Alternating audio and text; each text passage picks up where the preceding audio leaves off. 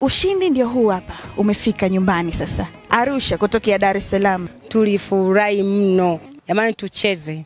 Yaani ni uhakika kabisa, haina longo. PMBet ni yenyewe. Ni www.pmbet.co.tz. Naitwa Onesmo Lengurumwa, wakili, ni mratibu taifa mtandao wa tetezi wa haki za binadamu Tanzania. Sawa, huu ni mwaka wa uchaguzi 2025. Lakini mpaka hivi sasa kuna uteuzi wa watu mbalimbali. Ukiangalia vyama vingine vishaanza kuteua Watangazania katika vyama vyao, wengine bado. Lakini pia kuna ile hali ya sintofahamu, hawa wakidai hiki, kwa mfano Chadema wanasema no reforms no election, lakini kuna wengine wako tayari kuingia katika uchaguzi. CCM pia inajibu kwamba wapo tayari kwenda katika uchaguzi na si vinginevyo. Kwa hiyo wewe kama mtu wa masuala ya kisheria haya, unazungumziaje kuelekea katika uchaguzi huu? Uchaguzi ni swala la kitaifa, ni swala ambalo wote kama Watanzania tunapaswa lituguse. Ni swala ambalo bahati mbaya wengi tunalipuuza, lakini uchaguzi ndio swala ambalo kikatiba Watanzania wanapata fursa ya kushiriki kwenye mambo yao, kwa sababu mamlaka kwa mujibu wa katiba yanatoka kwa wananchi. Msingi wa mamlaka tulionayo yanapaswa kutoka kwa wananchi, na hakuna njia nyingine ambayo wananchi wanaweza wakaweka viongozi madarakani bila kupitia uchaguzi. Kwa hiyo uchaguzi ni jambo la msingi sana ambalo wote kwa pamoja tunapaswa kuguswa. Na kama kuna mazingira ambayo yanafanya Watanzania wasishiriki uchaguzi vizuri, kwa usawa, kwa uhuru na haki, ni lazima mazingira yafanyiwe kazi. Kwa hiyo agenda ya no reform no election ni agenda ambayo ni ya msingi na imekuwa ikizungumzwa miaka mingi sana, kwamba uchaguzi wetu, mifumo wetu wa uchaguzi na changamoto. Na tunashukuru kwamba rais alifanya maboresho kidogo hapa alipokuja Rais Samia.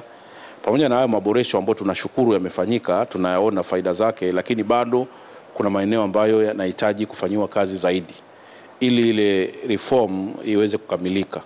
Kwa hiyo ndio maana unaona kwamba tunapaswa kama taifa kusikiliza hoja za watu wanaosema kwamba tufanye marekebisho. Marekebisho haya yanaweza kuwa katika sura kadhaa. Kwanza inaweza kuwa ni marekebisho ya kikatiba, ambao kimsingi marekebisho kwa katiba kwa sasa sidhani kama inawezekana. Sio busara kurekebisha katiba wakati tunakwenda kwenye uchaguzi. Tunapendekeza iwe ni baada ya uchaguzi ndio tupate katiba mpya. Lakini marekebisho ya kisheria pia na nyuma muda umekwenda. Lakini kuna marekebisho mengine ambayo ni ya msingi kabisa ambayo tunaweza tukayafanya. Marekebisho ya kikanuni, marekebisho ya tabia na matendo ya wanaosimamia shughuli za uchaguzi, ambazo hizi hazina uhusiano na sheria, ni tabia tu za watu. Ingawa msingi wake unaweza kuwa ni kwenye sheria, lakini sehemu kubwa ni tabia za watu. Kwa mfano mtu anayekimbia ofisi, mpinzani akirudisha fomu, unahitaji kuwa na sheria zaidi ya kusimamia maadili na kuadhibisha na kusema kwamba hilo halitokei. Mawakala kusumbuliwa, kuna mfano maeneo mengine ya watu kuinguliwa, vitu kama hivyo. Mimi nadhani tunaweza tukavizungumza kama taifa, na ndio maana tumekuwa tukipendekeza sisi tuwe na mwafaka wa kitaifa kuelekea uchaguzi, ili ya mambo ambayo tunaweza tukayazungumza na kuyawekea utaratibu tukayafanyia, kuliko kwenda kwenye uchaguzi alafu tukarudi mle watu wanaosimamia uchaguzi wakaendelea kuwa na kutokuwa na nidhamu, watu wakaendelea kutumia vyombo vya dola, polisi kusumbua wapinzani, vitu ambavyo tungeweza kuvizungumza na kuviondoa. Kwa hiyo swala la uchaguzi kwa kweli ni jambo ambalo sisi tumekuwa tukishauri, tukisisitiza, na ni muhimu viongozi wakasikiliza, kwa sababu sidhani kama itakuwa ni vyema, sidhani kama tunadhani ni sawa kila mwaka wa uchaguzi watu wakalalamika. Ni vyema tukatatua changamoto zetu hizi za uchaguzi tukiwa tuna nguvu, tukiwa na utulivu, tukakaa mezani. Tusilazimishwe kuja kutatua changamoto zetu za uchaguzi baada ya watu kumwaga damu, baada ya watu kupoteza amani, kutumia mapanga kama ilivyofanyika kwa nchi zingine. Ni muda mwafaka, mimi nadhani viongozi waone kwamba ni busara kurekebisha hizi kasoro zetu tukiwa na utulivu, tukiwa na amani yetu kama sasa hivi. Kwa hiyo bado tunaendelea kushauri kwamba malalamiko ya uchaguzi yamefanya nchi nyingi sana kuendelea kwenda kwenye vurugu yasipofanywa kazi.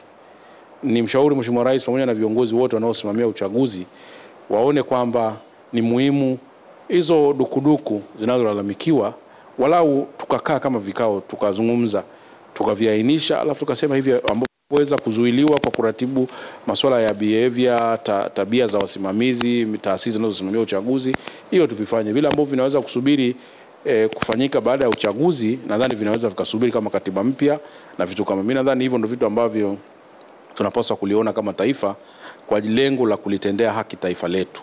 Na hili linapaswa lituguswe, isionekane ni ajenda ya watu wachache. Uchaguzi ni swala letu, na tusipoweka mazingira mazuri ya uchaguzi, hata watu kujitokeza kwa wingi kwenda kufanya uchaguzi, kushiriki uchaguzi, nao utakuwa mdogo sana.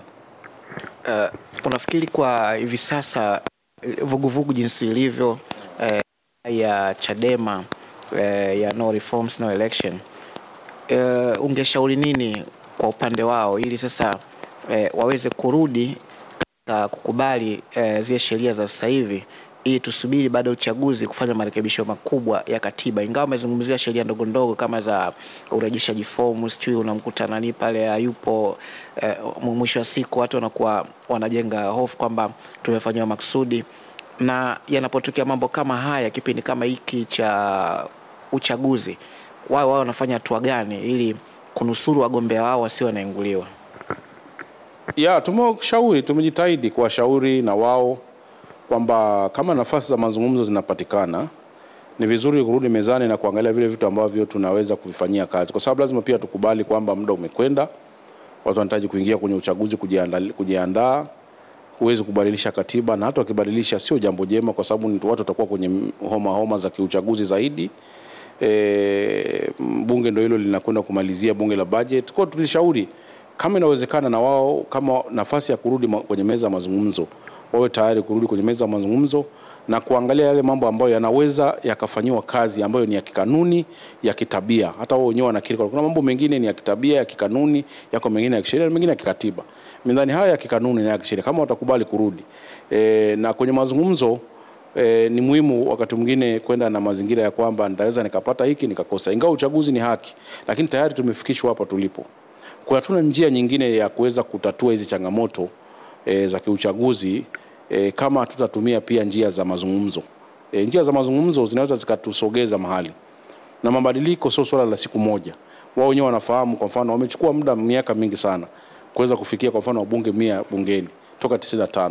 Kwa the same hata ya maboresho tunayofanya kwenye nchi yetu, mimi nadhani ili tufanye maboresho mazuri kwenye mfumo wetu, kwa sababu maboresho wanayodai wa Tanzania sio tu ya kiuchaguzi, ni maboresho mengi ya kiutawala, ya kiuongozi, ambayo mimi nilikuwa nashauri kwamba tujitahidi tu yale mambo ambayo yanakwaza watu wakati wa uchaguzi, kama yanaweza kutengenezwa mwafaka, wawe tayari kutengeneza mwafaka, yafanywe kazi yale ya kikanuni, yale ya kitabia, alafu tuwe na makubaliano ya kitaifa kwamba baada ya uchaguzi tutakwenda sasa kufanya maboresho makubwa ya kikanuni, ya kisheria na kikatiba. Na labda tukiangalia kwa sasa hivi kwa huu muda ambao umebaki, kuna kitu ambacho tunaweza tukakipata cha majadiliano na nini kifanyike? Ni upande wa serikali kurekebisha hizo kanuni, ama vyama vya siasa kwanza kukutana, kupanga na kupendekeza kwenda kwa serikali? Kwa sababu hata sehemu yenyewe pia ni chama cha siasa, lakini chenyewe kinaonekana kama vile kiko upande wa serikali, kinatetewa sana. Je, ni nani mwenye jukumu? Vyama vya siasa vyote ili kuishauri serikali, ama ni vyama vya siasa vya upinzani peke yake bila kuihusisha CCM? Swala la kusimamia hili swala na kufanyia kazi, mwenye jukumu namba moja ni tume ya uchaguzi. Tume ya uchaguzi kwa mujibu wa katiba ndio imepewa mamlaka ya kusimamia masuala ya uchaguzi. Ndio ina mamlaka ya kusikiliza malalamiko yote. Bahati mbaya tu ni kwamba tume ya uchaguzi kipindi hichi haisikilizi mtu, haina nafasi ya kuwasikiliza Watanzania, ipo tu kwa ajili ya kufanya shughuli zake. Sasa tunashindwa kuelewa kwamba mtu akiwa na malalamiko na uchaguzi haende wapi. Kama ulivyosema vizuri, sisi mnanyoe ni mgombea, Rais Samia naye ni mgombea, vyama vya upinzani nao ni wagombea. Hawapaswi wakati mwingine kama kweli tuna mifumo ambayo iko inafanya kazi, wagombea wanapaswa wapeleke malalamiko yao kwa tume. Tume ndio ilipaswa iwasikilize. Kwa mfano walipaswa kuwaita siku nyingi sana Chadema kuuliza hii hoja zenu ni zipi, pamoja na vyama vingine vinavyolalamika. Alafu waangalie kama kuna vitu ambavyo wanaweza kuwajibu, au wakahakikishia zile hofu zao walizonazo kwamba ondoeni hofu. Tume sasa hivi ni huru. Tume imefanyia mabadiliko mengi, angawa hatujafikia kule ambapo tunataka, lakini kuna uhuru fulani wamepewa. Kwa hiyo wanapaswa kutumia uhuru wao kusikiliza watu. Kwa hiyo mimi nadhani ni shauri tume, hakuna mtu mwingine ambaye anaweza kusikiliza vilio vya Watanzania kuhusu uchaguzi zaidi ya tume. Kwa sababu nyinyi ndio chombo ambacho kina mamlaka kwa mujibu wa sheria, mnapewa hela kwa mujibu wa sheria kwa ajili ya kusimamia uchaguzi. Kwa hiyo vilio na malalamiko, hofu, dukuduku za Watanzania zinapaswa kufanywa kazi na tume. Na la mwisho, wengine wako tayari kushiriki katika uchaguzi kwa sheria hizi ambazo chama cha Chadema wanaziona hizi kanuni haziwafai, haziendani na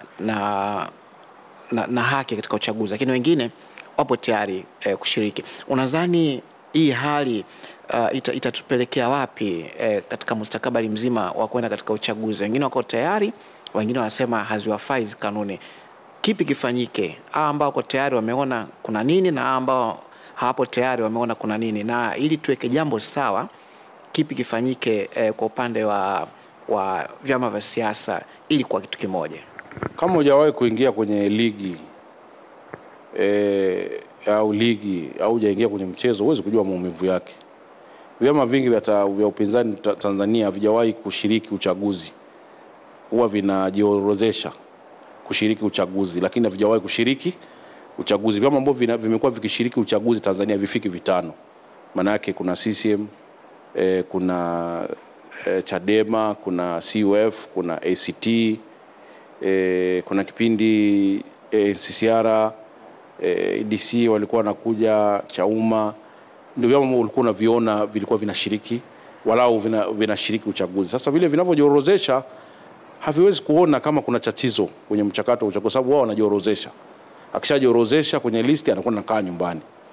Sasa wale wanaoshiriki uchaguzi ndio wanajua changamoto zilizopo kwenye uchaguzi. Maana yake wanajua udhalimu, wanajua wameshapoteza watu, maafa yameshatokea. Kwa mfano Chadema wameshazika watu wengi wao wa kwao. Kwa wanajua maumivu, wanajua matatizo ya uchaguzi. Kwa hiyo vyama ambavyo vinakwenda kwenye uchaguzi wao wanajiorozesha kama kawaida yao, kwamba kujiorozesha, and then baada ya hapo hutawaona hata kwenye kampeni. Hauwezi kuwaona wakifanya kampeni, hauwezi kusikia amepata diwani, amepata mwenyekiti wa mtaa wala nini. Unaona Kwa sasa huwezi kulinganisha vyama vinavyoshiriki uchaguzi na vyama ambavyo vinajiorozesha kushiriki uchaguzi. Tuwe wa kweli tu. Vyama ukivitoa hivyo vyama 6 nilivyovitaja, vingine vinajiorozesha kushiriki uchaguzi. Na iko kote duniani. Angalia Marekani, vyama viko vingi, lakini vinavyosikika ni Republican na Democrat. The same Labour na kule Uingereza. Kwa hiyo mimi nadhani kuwepo kwa vyama vingi kwenye listi waliojiorozesha haimaanishi kwamba vyama vimekubali, vimeonyesha kwamba hakuna changamoto. Hapana, wale hawajui changamoto za uchaguzi, hawajui kama kuna madhila mengi ya kushiriki uchaguzi, kwa sababu hawajawahi kushiriki. Wao kila miaka wamekuwa wakijiorozesha kwenye uchaguzi.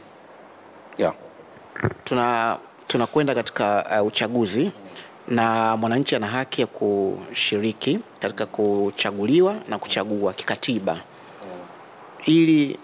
Ili haya mambo sasa situvuruge na wananchi wapate haki yao ya kuwa na wawakilishi, hasa wabunge, madiwani. Unashauri nini sasa katika kipindi hiki ili tuwe na taifa ambalo litakuwa lenye umoja na kwenda katika uchaguzi wa kuaminiana? Nini la mwisho kwako? Nimekuwa nikisema, tumekuwa tukijitahidi, tumeongea na viongozi, tumesisitiza twende kwenye umoja wa kitaifa, twende kwenye mwafaka. Hakuna tatizo kukaa kama taifa na kuzungumza. Haiwezi kuondoa nafasi ya chama chochote, haiwezi kuondoa nafasi ya mgombea chochote. Badala yake inaongeza mazingira ya utulivu na amani, kwenda kushiriki kwenye uchaguzi ukiwa na amani, lakini pia inatoa nafasi ya wapiga kura kuona hamu ya kwenda kupiga kura. Mimi nadhani tusichukulie swala la uchaguzi kama ni njia ya kunyimana utulivu na amani katika taifa letu. Tuone swala la uchaguzi ni utaratibu tuliojiwekea wa nani anakwenda kutuongoza. Tusione kama swala la uchaguzi ni fursa za kimaslahi binafsi na vitu kama hivyo. Tuone kwamba uchaguzi ndio sehemu inayotufanya tuwe pamoja kama taifa. Kwa sababu tunapata watu wa kwenda kutuongoza, watu wa kwenda kulinda rasilimali zetu, watu wa kwenda kusimamia mambo yetu ya kitaifa. Kwa hiyo ni lazima tuone kwamba ni mchakato ambao tunapaswa kwenda kwanza tukiwa pamoja. Tusiende kwenye uchaguzi tukiwa tumegawana, kwa sababu tunaweka riski kubwa sana ya kwenda kuligawa taifa zaidi na zaidi. Kwa mimi ushauri wangu ni kwamba tutafute mwafaka wa taifa, tukae kwa pamoja, tusikilize wenye malalamiko, tufanyie kazi ya malalamiko, twende kwa uchaguzi tukiwa wamoja. mwenye haki ya kushinda atashinda. Ili mradi uchaguzi uonekane ni uchaguzi wa huru na haki, ili hata mtu anaposhindwa basi na yeye aamini kwamba ameshindwa kwa uhuru na haki bila kuwa na manunguniko.